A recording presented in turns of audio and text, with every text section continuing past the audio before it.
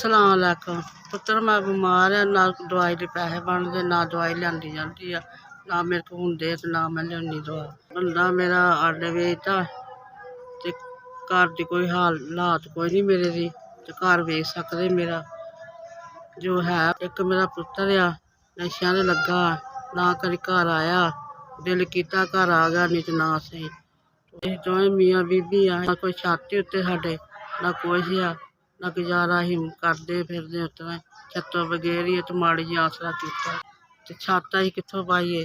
ਤੇ ਸਾਡਾ ਘਰ ਦਾ ਹਾਲ ਵੇ ਹਾਲਾਤ ਸਾਰੇ ਇਸ ਤਰ੍ਹਾਂ ਬਣੀ ਆ, ਨਾ ਸਾਡੀ ਦਵਾਈ ਦੇ ਪੈਸੇ ਬਣਦੇ ਆ, ਨਾ ਕੁਛ ਲਿਆਉਂਦੇ ਆ, ਨਾ ਕਰਦੇ ਆ। ਪੁੱਤਰ ਬੁਖਾਰ ਚੜ੍ਹਦਾ, ਇੰਨੇ ਜੋਗਾ ਹੀ ਹੈ ਨਹੀਂ ਕੋਈ ਚੰਗੇ ਜਿਹੇ ਡਾਕਟਰ ਕੋਲ ਦਵਾਈ ਲੈ ਲਈਏ ਤੇ ਨਾ ਲਿਆਂਦੀ ਜਾਂਦੀ ਹੈ। ਡਾਕਟਰ ਕਹਿੰਦੇ ਬੁਖਾਰ ਦਾ ਟੈਸਟ ਕਰਾ, ਤੇ ਮੇਰੇ ਕੋਲ ਹੁੰਦਾ ਨਹੀਂ ਗਾ। ਮਿਹਰਬਾਨੀ ਮੇਰੀ ਮਦਦ ਕਰੋ, ਮੇਰਾ ਬੁਖਾਰ ਨਹੀਂ ਲੱਥਦਾ।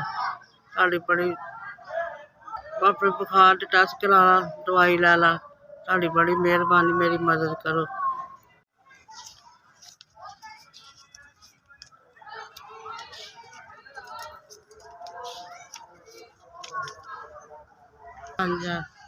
ਪੰਜ ਅਸਲਾਮੁਅਲੈकुम। ਅੱਲਾ ਤੁਹਾਨੂੰ ਹੋਰ ਦੇਵੇ, ਅੱਲਾ ਇੰਨਾ ਕੁ ਦੇਵੇ, ਬਹੁਤਾ ਬਹੁਤਾ ਹੀ ਦੇਵੇ ਤੁਹਾਨੂੰ ਤੰਦਰੁਸਤੀ ਦੇਵੇ। ਅੱਲਾ ਤੁਹਾਡੀ ਸਿਹਤ ਕਰੇ, ਅੱਲਾ ਤੁਹਾਨੂੰ ਤੰਦਰੁਸਤੀ ਰੱਖੇ, ਅੱਲਾ ਤੁਹਾਨੂੰ ਖੈਰ ਖਰੀ ਜ਼ਿੰਦਗੀ ਦੇਵੇ, ਲੰਮੀ ਉਮਰ ਕਰੇ, ਤੁਹਾਡੇ ਬੱਚਿਆਂ ਦੀ ਖੈਰ ਕਰੇ, ਤੁਹਾਡੀ ਜ਼ਿੰਦਗੀ ਕਰੇ, ਤੁਹਾਡੀ ਤਰੱਕੀ ਰੱਬ ਦੇਵੇ, ਇੰਨੀ ਕੁ ਦੇਵੇ ਤੁਹਾਡੇ ਕੋਲ ਸਾਂਭਿਆ ਨਹੀਂ ਜਾਵੇ। ਅੱਲਾ ਤੁਹਾਨੂੰ ਦਿੰਦਾ ਵੀ ਰਹੇ, ਗਰੀਬਾਂ ਨੂੰ ਵੰਡੋ, ਅੱਲਾ ਤੁਹਾਨੂੰ ਤੰਦਰੁਸਤੀ ਰੱਖੇ, ਮਾੜਿਆਂ ਦੀ ਵੀ ਰੱਖੋ ਅੱਲਾ।